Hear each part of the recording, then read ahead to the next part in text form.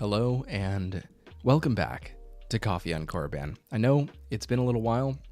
I think I took about a month off, pretty much since the end of Ahsoka, since the season finale concluded. I don't even believe that I did a stream wrapping up the entire season, so this will touch on that a little bit, but mostly I wanted to talk about this disturbing trend that I've noticed in the Star Wars finales.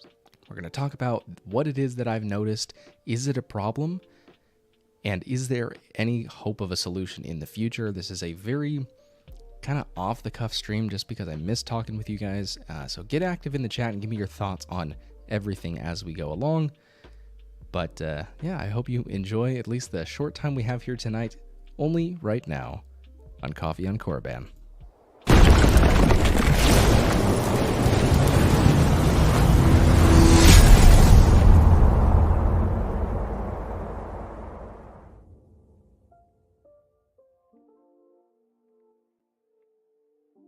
And an apology in advance for the sips, but let's say hello to the people in chat. And if you haven't let your voice be heard in the chat, go ahead and let me know that you're here so I can give you a quick little shout out. We've got Charlie, here's a sip for you.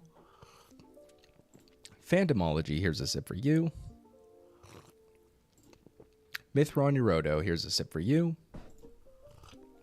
Artist Carolyn Grace, here is a sip for you. And Ryan B, here's a sip for you. Thank you, everyone, for being here. I appreciate all of you stopping by. If you want, you can tap like. You don't have to, but I'd appreciate it. Charlie says, congratulations on becoming a father again. So in case you missed the community post or you're not in the Discord server, I did have a new Padawan added to our ranks. So that will make it 3 in our little Jedi order, or I guess we're on Korriban, so Sith Academy? I don't really know if I like that image. Either way, I have a new apprentice, and yeah, first 2 were girls, and this one is a boy, so I am stoked to teach him lots of things. He's not really talking to me all that much yet, but I still am holding out hope that he's going to be awesome. I'm really excited about it. So that's why I've been gone in helping taking care of my other children, as well as helping my Mrs. Korriban with dealing with this major life change. So that's where I've been. And honestly, there's no comparison to, you know, making videos and doing live streams compared with actually holding your child. Like it doesn't even compare. So I've taken a little bit of time off, so I hope you will excuse my absence. But that's the reason for that. Alan Copeland, here is a sip for you. And absolutely stand with Israel. So, absolutely. Lorenzo G, here's a sip for you. Just admit Filoni is terrible. There is a take that is not as hot as it probably should be, and I believe that I'm inclined to agree with it. So, we'll talk about that in a little bit. But this disturbing trend that I've noticed with the Disney Star Wars finales is that they are trying to be too much of a Marvel Endgame style epic conclusion, more so than they need to be. Now, I know that a season finale needs to have finality. There needs to be something important to it. It needs to have the weight and a climax to all the tension it's been building up thus far in the season. Up to that point, rather. So I get that. I know that that is the point of a finale. But I think that what Disney is doing with these last few shows is putting too much emphasis on that. And there may be some takeaways as to why. So let's go back and look through the live action shows that we've gotten, because I want to exclude Clone Wars Season 7. That finale was amazing. The Bad Batch, kind of have some mixed feelings on that, but that's all animated. Tales of the Jedi wasn't really a full season for each of those character arcs, so we can kind of set that aside as well. And then Visions is off in its own little corner, and it's not canon, so it doesn't really matter all that much anyway. But let's start off with the first live action show. And I want all of you guys to get active in the chat, talking about this as well. What did you think about the finale of each of these shows as we're going through them? So starting off with Mandalorian Season 1. And it's hard for me to think back all the way to Mandalorian Season 1, but I believe that's the one where IG-11 sacrificed himself. And then we found out the reveal at the very end that Moff Gideon had the Darksaber. I thought it was a great finale, and looking back, I still think that it was a great finale. It had some emotional weight with IG-11, and he's not... it is IG-11, right? Because IG-88 was the other bounty hunter in the original trilogy. Yes, correct me if I'm wrong. So there was some emotional weight to that droid, and then the reveal of Moff Gideon as the wielder of the Darksaber and setting up for Mandalorian Season 2. So I thought that was a great finale. Let me know what you guys think about that. But it's time for me to, or it's time for some watch party. Mando finale was Season 2 was fire. And that's what I'm going to get to in just a moment as to what I think Disney is trying to do and recapture what they got in Mando Season 2. So, Mando Season 1 I thought was fine. And Disney was still in the trial phase of these live-action Star Wars shows. They didn't know how they were going to be received. And I think it was fine. They didn't put too much emphasis behind that finale. So that would be my thoughts really on Season 1. Not a whole lot, because I don't honestly remember a whole lot, but that's what we got. Mando Season 2. Obviously, the finale of Mando Season 2 was epic. Highlight of all of Star Wars for a lot of people. Made a lot of people cry. A lot of people couldn't breathe. I myself was just sitting there like, no way they actually did it. As soon as I saw the single X-Wing come on screen. And I loved about that finale, the thing that I loved the most, was they revealed it in certain little bits and pieces to the point where, depending on how involved you have been with Star Wars and how well you know Luke Skywalker's character, you figured it out at different points. For some people, when they saw the single X-Wing, they knew immediately. For other people, they saw the shot of it coming into the hangar and they saw the R2 droid and they knew it was R2-D2. For other people, they saw the gloved hand and they knew that was him. And for other people, they saw the certain lightsaber moves and they knew it was him. The one blocking behind the back, like father, like son. Anakin did that in Revenge of the Sith. And then for other people, it wasn't until they saw the green blade. And still for some people, it wasn't until he took off his hood and his face was revealed. So it was kind of telling and very special for different people on when it finally clicked into place. And even still, whether it tipped you off that it was the single X-Wing or the R2 droid or the gloved hand or the green saber, you didn't really know for sure. I know I didn't. It wasn't until I fully saw his face that I was fully won over and I kind of allowed myself to believe that it was him. So that's probably why that moment was so special for everyone. And then, of course, Grogu going off with Luke and the emotion behind that. Din Djarin taking his helmet off. And it just was a great finale.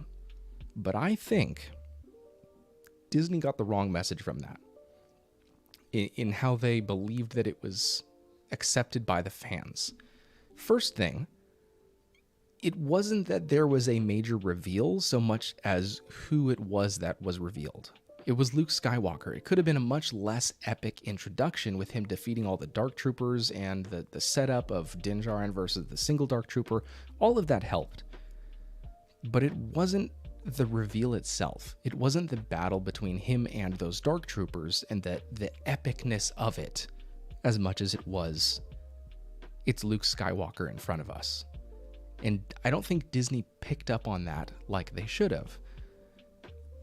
They went forward with their other projects and they thought, we need to do better than this because everyone's going to be comparing it to Mandalorian Season 2 finale, which is true, but in the wrong aspect. We hold that episode in such high esteem because of what it meant for us, not because of how epic it was. Now, going forward into, I believe the next show to come out was the Book of Boba Fett. Again, correct me if I'm wrong. I'm trying to relive these from years ago, trying to piece them back together in my mental timeline. But I think it was the Book of Boba Fett. Let me know what you guys thought about the finale of that as I get to some comments here. Matt Cave Gaming, good to see you. Good, sir. I'd love to have you back on the channel at some point. I miss talking to you.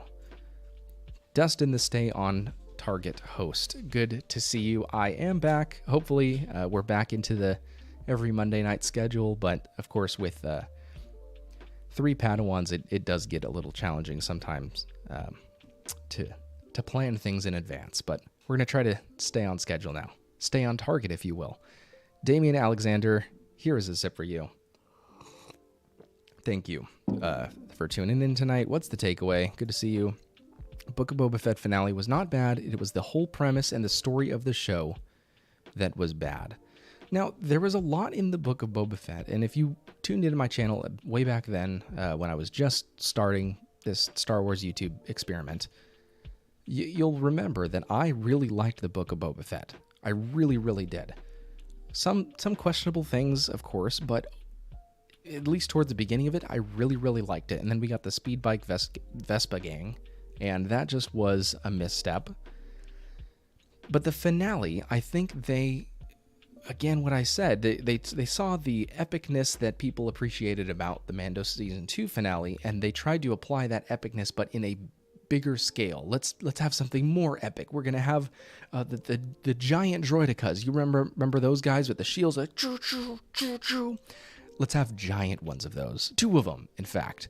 And then also, how about we have a Rancor? That's it. A giant Rancor, and Boba Fett rides that Rancor just like he does the giant Brontosaurus or whatever in the holiday special, because everyone knows that, you know, Boba Fett and riding, he's Boba Fett. And then we'll have this giant epic finale with what's his name, the blue-faced alien guy, and all these characters and just running through the streets. It's just going to be a giant firefight. And I think they got a little bit too caught up in trying to make it epic, and there wasn't really any emotional weight to it. That is I think the problem behind it. And then the whole throwing, I forgot even Grogu came back in that episode, but Grogu comes back and he uses the Force, and it kind of robs from the story. If they took a few of those epic elements out of that finale and maybe focused it on the interpersonal relation between Cad Bane and Boba Fett and made that the central focus of this firefight, it could have had a lot more impact, even if it wasn't as epic. Because again, I think Disney saw the reception to Mando Season 2 finale and got the wrong idea and tried to make it too epic, too big for their britches, I believe is what the saying is around here. I don't know. It's what people say. I know how it goes with the many little Padawans. Great to see you back and hear your thoughts. Yeah. It's weird because taking just a couple weeks off, I've totally kind of separated my mind from the Star Wars universe for the last few weeks because I'm dad. And it's been kind of nice, but then trying to, you know, get my thoughts back into all of this and remember the characters and the storylines and stuff. It's like I've been on vacation, which has been good. But now I'm back. Book of Boba Fett is a much better watch when binge-watched. Seeing it more like a movie really helps. Yes, I'm sure it does. And there's something absolutely to be said about every episode being released weekly. And of course, we know why they... We know why they're doing that. It's because they need the Disney Plus subscriptions. And if they give you a 4-week free trial, it wouldn't help them to release all in 4 weeks or release in a single week because they're not going to get any money from that. So we know why they do their releasing weekly, but I'm sure, as Matt Cave says, it does hurt the experience watching it all, especially when you have time to pick it apart each week. You go on YouTube and you watch the breakdowns and you watch people that enjoyed it, people that didn't enjoy it, and then that'll sway your opinion going into the next episode. So, and that's what's one thing that I found with the Book of Boba Fett. The first few episodes, I really, really enjoyed them, and then I watched a couple of videos from people that did not enjoy it, and it started to sway my perception of, you know, maybe I'm in the wrong for enjoying this. Now, I've kind of matured a little bit past that since, but when you pick it apart and you have time to pick it apart every week, it does hamper your enjoyment. So watching it all together, I'm sure helps. Yeah, holiday special. Yeah, and that was my favorite thing about the show, is all the history and culture of the Tusken Raiders, and getting to learn about those people was so cool. Because they're not just animals. You don't just slaughter them like animals. We know a little bit about their culture and how they do things, their traditions. So that was really, really cool. It just was a show that got sidetracked by its own creativity or excitement or whatever. After the first 2 seasons of Mando and Andor, I feel like this cheap storytelling is all that Disney can provide.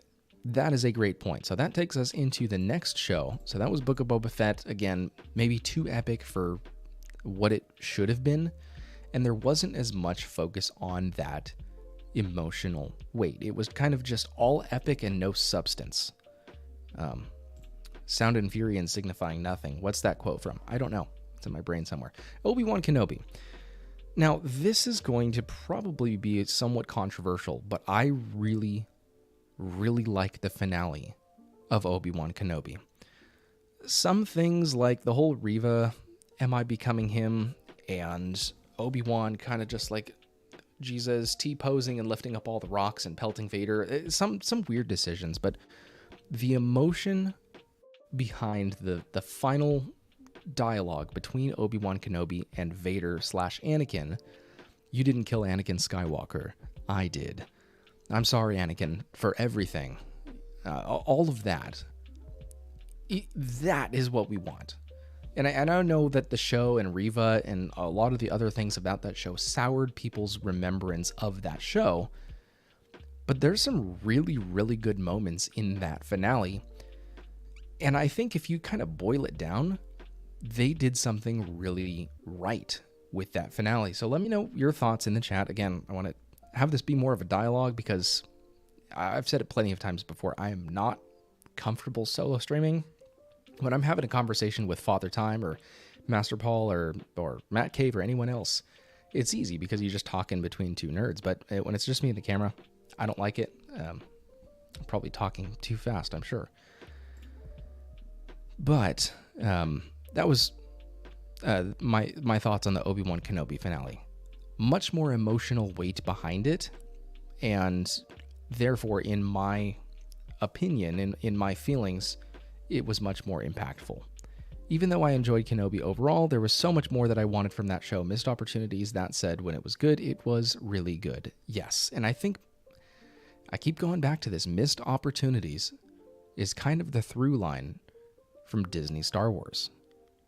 If I were to sum up everything post Disney acquiring Lucasfilm, it would be missed opportunities. 2 words to sum it up.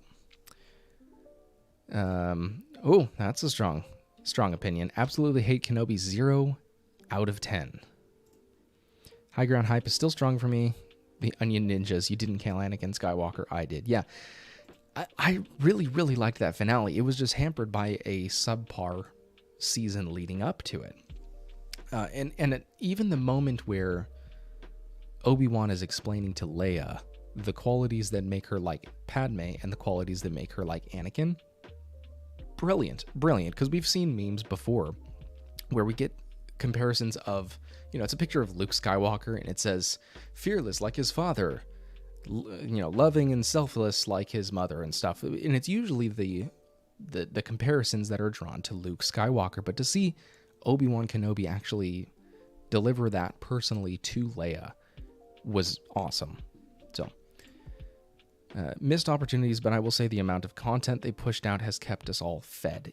Yes, there is something absolutely to be said about that. We're getting Star Wars.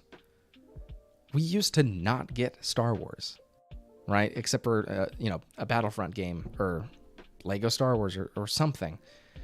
We used to not get Star Wars, and now we're getting Star Wars, and we have stuff to complain about. That's awesome, right? It's the whole, kids in Africa don't have any food to eat, so finish your Brussels sprouts argument, right? Show is 3 out of 10, finale 10 out of 10. Yeah, that's kind of how I feel. 10 years ago, none of us would have expected to have Rebels, Clone Wars, Season 6, Mandalorian, Kenobi, and so on. Yes, absolutely. So going on to the next show, because that was Obi-Wan Kenobi, was Andor. Now, I thought, and I still think, looking back at this, that this is the perfect finale. We have all of these separate storylines. We've got Luthen, we've got Cyril Karn, we've got Dedra Mira, we've got what was his name? Or her name? Vel something? Was it Vel something? And Cinta, obviously Cassian Andor, the townspeople. We've got all of these kind of separate storylines that need to be resolved in a certain way. We all know that it's coming back to Ferrix, onto Rick's Road. So we have the setup and the tension already built throughout the entire season. We've got the emotion because it's the entire town that is coming to the defense even after death of Marva. And you understand that she was a central figure to the town. And it's kind of like that country song that went popular. Was it Aldean, Jason Aldean? I don't country, so I don't know particularly, but it was Try That in a Small Town, and the gist behind it, I didn't even listen to the song, but the gist behind it was the big city folks, relating that to the Empire, come around here and they try all of those shenanigans. It's not going to go well because we small town folk, we stick together, we take care of our own, is basically the sense behind that song. And you got that emotion and that sense of community in the finale for Andor, while also blending and marrying that with the epic finale. We got the massive fight in the streets. And this is another thing that I wanted to touch on before I forget, because I know I'm going to. The finale has to fit in the context of the rest of the season. And so we'll come back to Andor in just a second, but if we jump ahead to Mandalorian Season 3, think about that finale. Was it epic? Yes, absolutely. Massively epic. Did it fit within the context of the rest of the season? No. And of course, Season 3 of Mandalorian was all over the place. But did we really get that level of content of the major jetpacks flying and the Beskar armor and the staff and the Darksaber versus Moff Gideon and his souped up super suit and the Praetorian Guard or whatever they were? Were they Praetorian Guards? The red guys, right? Praetorian Guards? Snoke's Guardians, guys. The finale was too epic and on a totally different plane than the rest of the season, so we had no basis to believe that was legitimate and grounded. Versus Andor, that was a fist fight in the street with a couple bombs. That's what we saw the entire season of Andor. It was just taken to the next level with higher stakes. So I think that Andor is the best finale of all of the Disney Star Wars shows. Again, in my opinion, I love Andor. You guys know that. So I want to hear what you guys think. Let me jump back into the chat. Andor, so many speeches made me want to kick down a door. One way out. What do I sacrifice? Everything. Yeah, the dialogue, and we've talked at length about that and how it was a passion project from the ones that made it.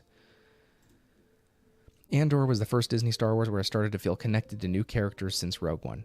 Yeah, new characters, not even established characters. Yeah, it was so much more Star Wars. The finale of The Mandalorian barely even had The Mandalorian. Yeah, I don't even remember any details. Moff Gideon lost. There were jetpacks. The heavy gunner guy died. That's really it. That's really all I remember from that. But my point is, Andor stayed within the context of its own season. It didn't grow too large compared to the rest of it. So it has to have the setup and the emotional weight and everything behind it. But if you make it too epic, too next level, then it kind of outgrows itself. I don't know what other way to put it.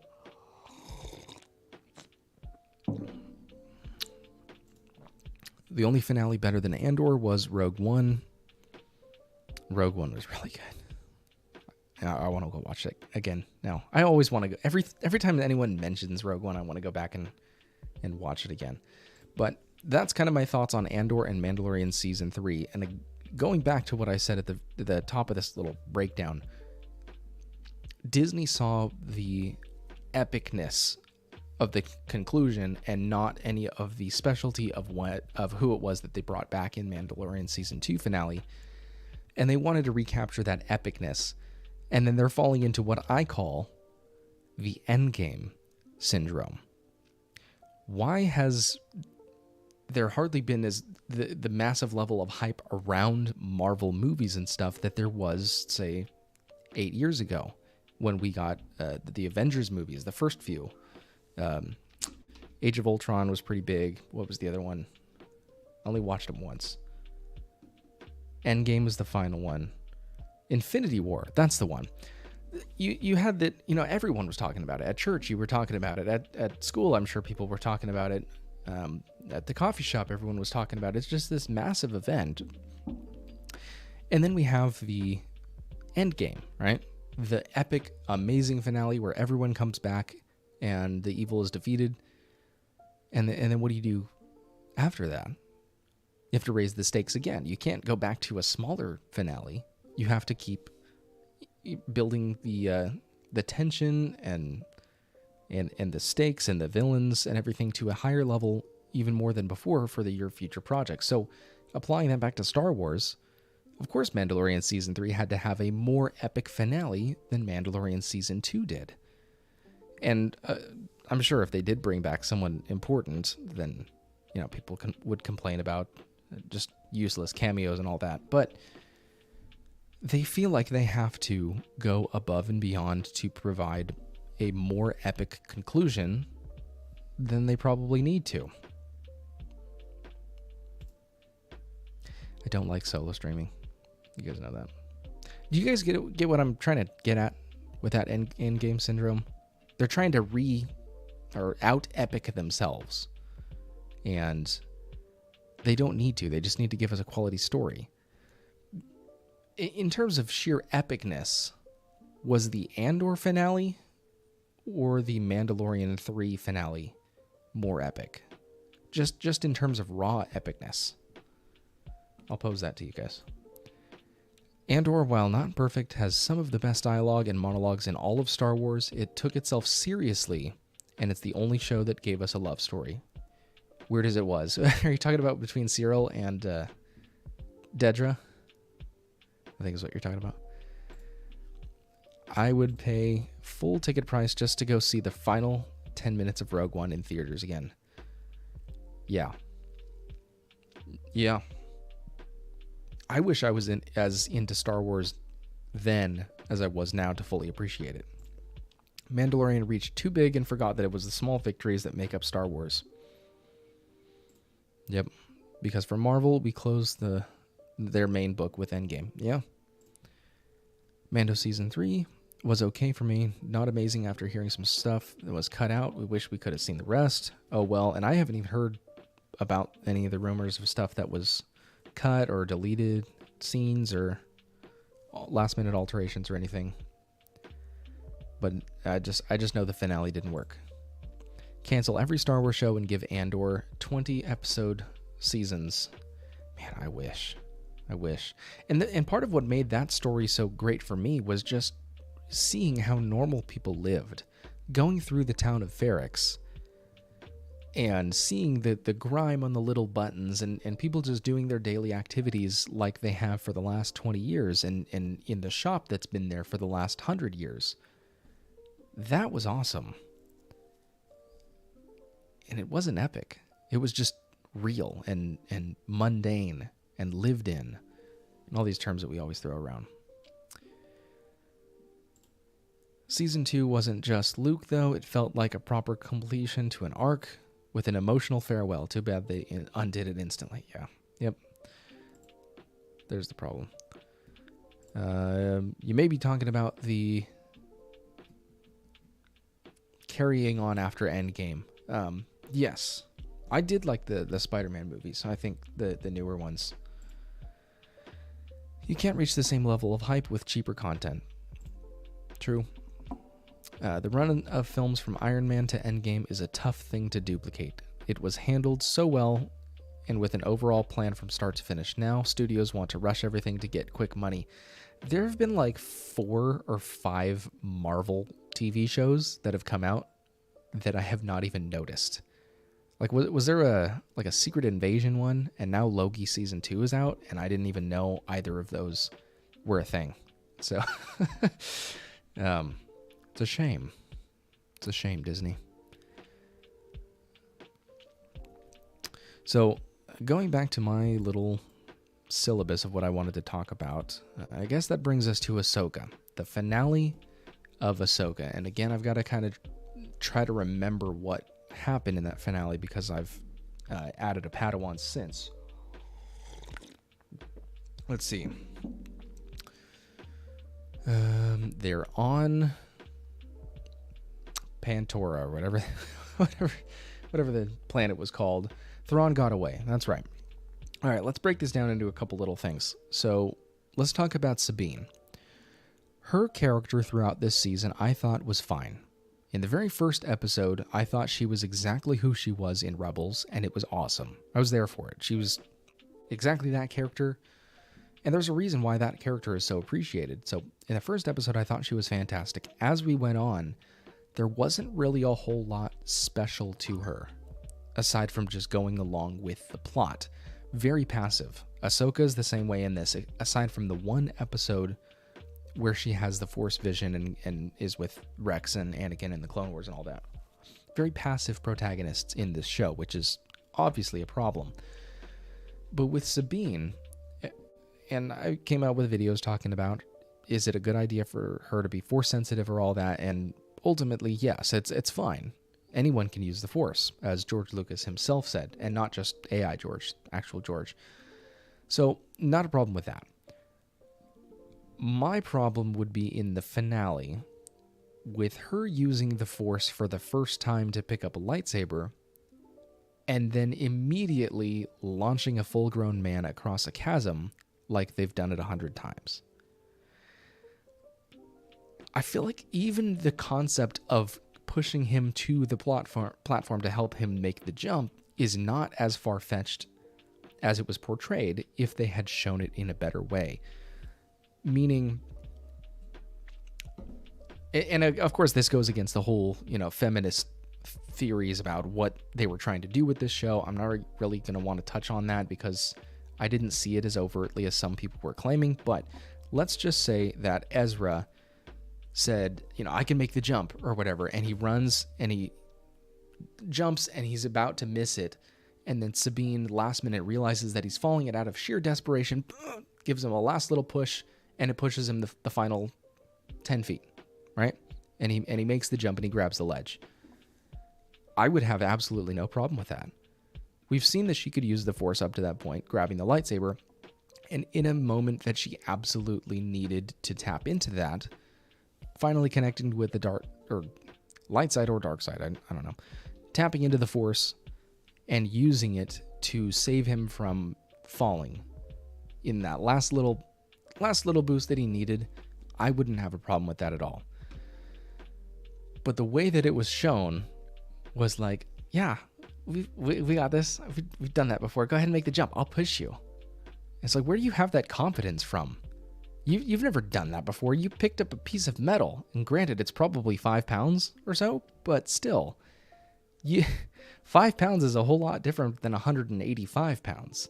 And it just, it didn't work. Again, the concept of her using the Force and even helping him cross the chasm is not an issue, but the way that it was portrayed and how she immediately got full confident Force powers was an issue. And that's my thoughts on that. Most of the shows that have come out, I believe, would have worked so much better as movies. Cut off the fluff and give us the meat.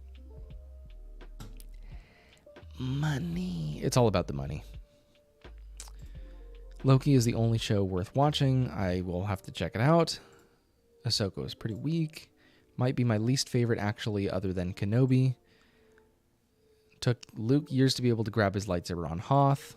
I've had a problem with Sabine being Force sensitive from the beginning, completely out of nowhere. Now that anyone can just want the Force enough makes it completely ridiculous. That's not what George said, though. And that brings up a bigger question of, is what George originally said even as relevant as some people hold it up to be? Because there's a lot about currently accepted Star Wars canon that doesn't really align as much with George Lucas, and maybe I'll have to do a show completely on that. But is any of the current Star Wars anywhere closely in line with what George Lucas originally envisioned? And I'm not talking about the extra stuff. The commonly accepted Star Wars is what I'm referring to. Sabine being Force sensitive remind us all of Disney's wokeness. I don't see it. I don't see that. Ahsoka wasn't that bad, though. I mean, the only thing that was trash was the Sabine Force use, but that was a solid finale. Okay, the action was clunky, very, very clunky, with the finale. If I may.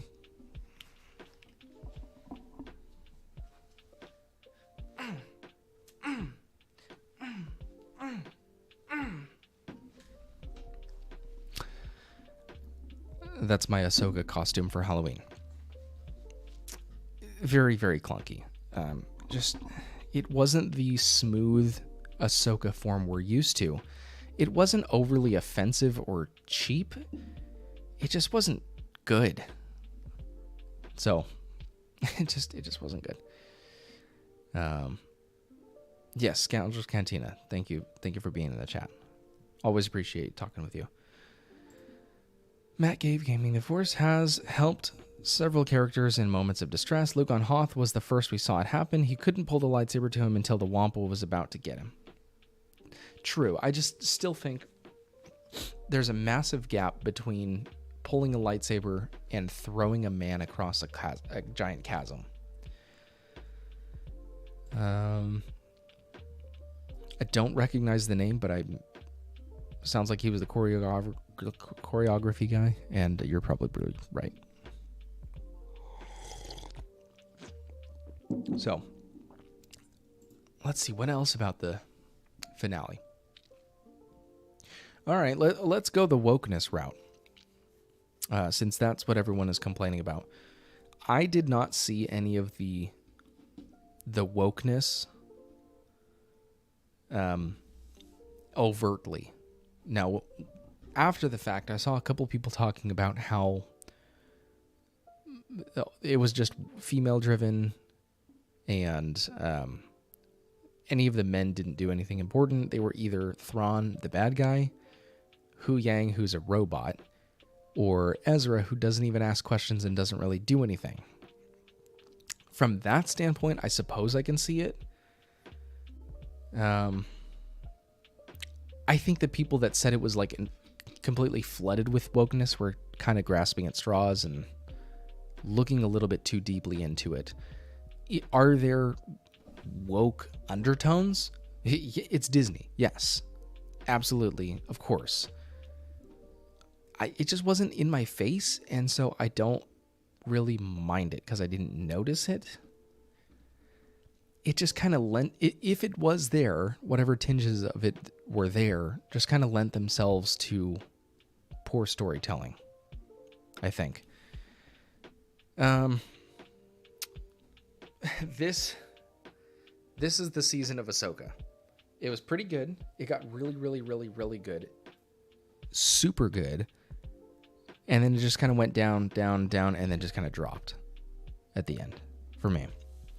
Overall, Ahsoka Season 1, assuming we're going to get a second, was pretty good. Some amazing moments. I have never seen South Park. I know they did an episode about Disney. I think I saw like a 10-second clip of it. I'm sure it was funny. I'm sure it was accurate. But other than that, I don't have any information. Forget Star Wars. Given any story about magical powers, a character who has a power jump that is disparate with that of other established characters and their talent versus training ratio is frowned upon. Yeah. I saw no wokeness in this. Biggest problem of this series is how incompetent the writing was. I can't believe anyone actually expected anything else at this point. Yeah, I mean, and I think we've talked before about this, maybe, or it was someone else, I can't remember. But my current relationship with Star Wars and the new Star Wars that's coming out is I don't put that much weight behind it.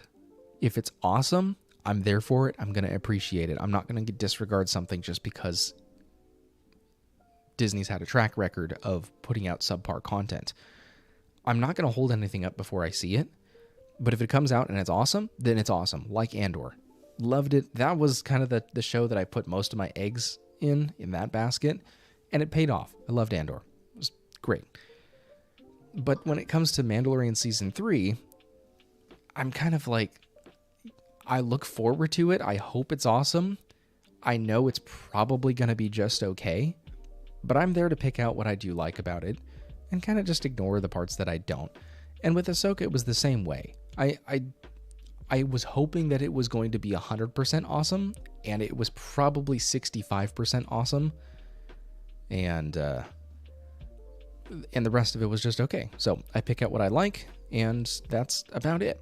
I'm not going to give Disney money for it or buy a bunch of merchandise for the show, but I liked it. And yeah, Thrawn should return without help. I think Ahsoka had the same issues as The Force Awakens. Poor setup. Valen's Skull was definitely a favorite part of Ahsoka, other than Episode 5, Shadow Warrior, just onion ninjas. I stopped listening to the claims of woke a long time ago. I just watched the show, movie, and if I enjoy it, I enjoy it. Woke has lost all meaning to me. Yeah, and what people deem as woke does absolutely exist, and is fully infiltrated into Disney. I mean, it's Disney. That's pretty much synonymous at this point. But if it's not overt in the movie, that does not keep me from enjoying it. Now, there are plenty of things that they could have thrown into the story that were woke or whatever, that would completely make me turn off the TV. I didn't see any of that. Some of the vids on this channel have better... Right, on my channel, you mean? Or, Scoundrels Cantina. Yes. I pick and choose in a similar manner as you, just with different things. If it's post-Return of the Jedi stuff, I'm expecting it to be pointless. If it's before Return of the Jedi, I'm actually hoping it turns out good. Awesome. I assume you mean with, like, Bad Batch and stuff. I actually liked the second season of Bad Batch. We finally got around to it. So now we just have to go back and watch the Clone Wars. So, on mine. Thank you. I don't take a lot of time, but I do put a lot of effort into the scripts for my shorter videos.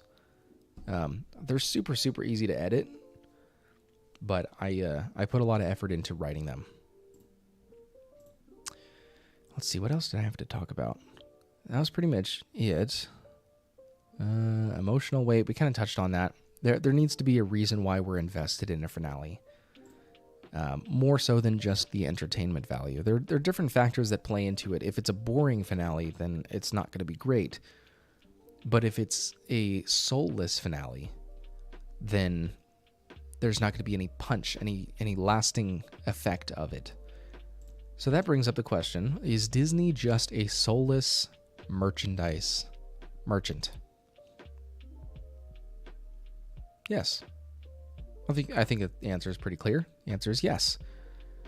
Now, can we enjoy the ride and some of their byproducts of pursuing those monetary goals? I think so. Agenta Paul. I think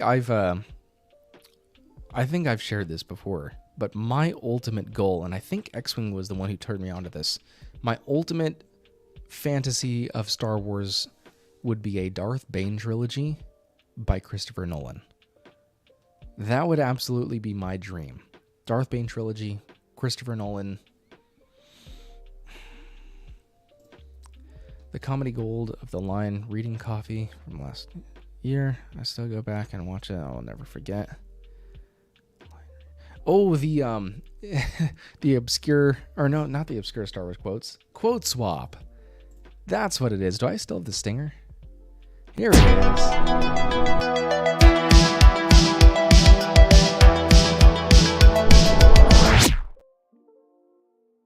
We're not playing quote swap, but I found the stinger. So yeah, that's the game where if I have multiple panelists, we will all have a quote such as "I am the Force is with me" or something, and we'll have to spin the prize wheel to see which character's voice you have to read that in. So next time I have a couple guests on here, maybe the Stay on Target guys will play that game.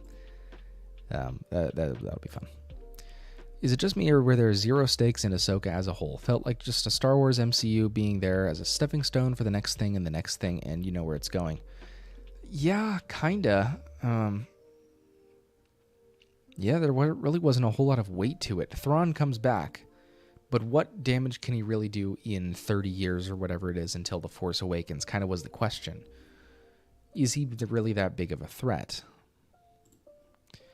If Christopher Nolan did a Darth Bane movie, it would break every record ever invented. Yes. And I can't remember if it was Christopher Nolan, who's my favorite director, or someone else who said that he was never interested in doing anything Star Wars related. It might have been someone else. So there goes that hope. But still, my ultimate fantasy is a Darth Bane trilogy by Christopher Nolan. It calls to you. It calls to you. So good. So good. Yes, you are. Good to see you. We'll stay on for a couple more minutes just because of you. Just for you. So, is Disney just a soulless merchandise merchant? Yes, but I don't think that has to hinder our enjoyment of whatever they give us along the way. And I'll kind of wrap it up with that. So, to anyone who joined later on in the show, the reason I've been gone the last few weeks is because I did have my third Padawan, or I held him. That's pretty much all I did. Mrs. Korriban did all the hard work, all the heavy lifting for the last couple months, but I caught him, I guess. That's all I did. But yeah, so that's where I've been. Priorities, nothing compares to that. It's been awesome. So that's where I've been the last month. So thank you everyone for sticking with the channel. There's a lot of YouTube that if you take a week off, everyone disappears. And I'm sure the algorithm is not going to smile on me when I start posting the shorter videos again. But it doesn't matter, because this is fun. That's family. And you don't mess with family, or whatever the saying goes. Something like that. Thank you. What if I was here the whole time, but I wanted to continue? Look, yeah, you just wait until I'm about to sign off and be like, hey, what about me? I'm here too. That's awesome.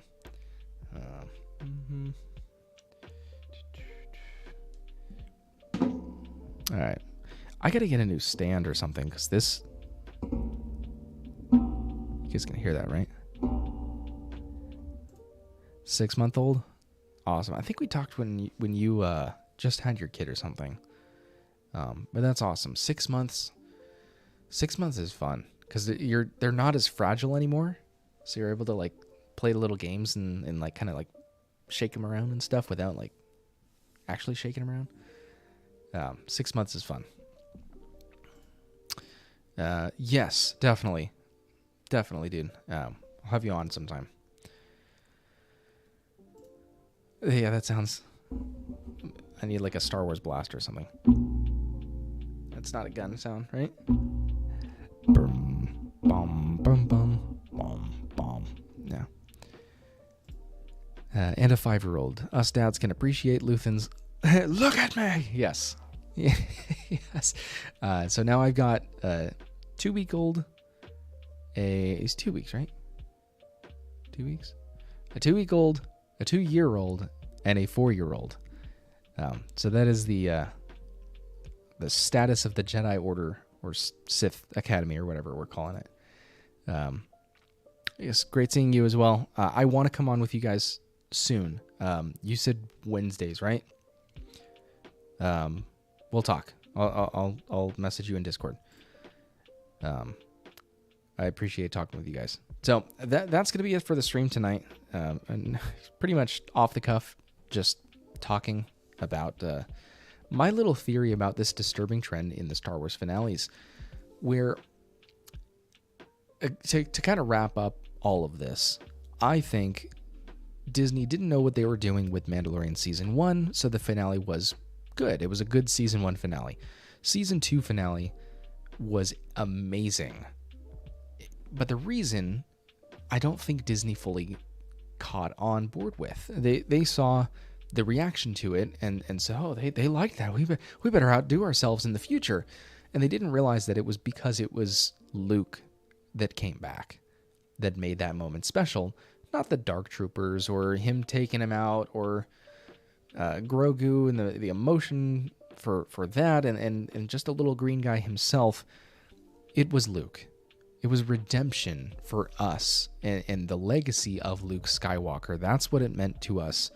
But Disney got the wrong idea from that and thought it was because it was epic. It was, this huge break the internet type thing. And so they had to chase for that in the future with Book of Boba Fett and him riding the Rancor and the giant droidicas and Cad Bane dying and all these things that they wanted to break the internet again. That's what they were going for.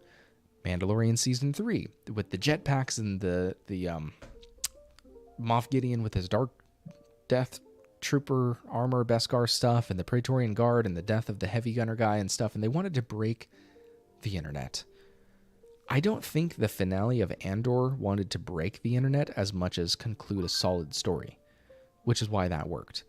And then Ahsoka wanted to break the internet with all these zombie troopers and Thrawn getting away and the Night Sisters and stuff, and they did somewhat with the Abeloth mention or hint toward the end. But that's kind of that trend that I've been seeing, is just Star Wars wants to outbreak the internet themselves every single time, and that's not really something that is sustainable long term. You all have a great night. See you again. Yes, thank you for stopping by. I have not. I don't check out South Park. I'm sure it was funny. That's all I'll say on that. But thanks everyone for stopping by tonight. I know this is not really a show as much as just me talking about Star Wars stuff that I've been thinking about for the last month, but I appreciate you guys. If you've been here since the very beginning of the stream, I really appreciate your time. May the stash be with you, and I will see you wherever I happen to see you in the galaxy.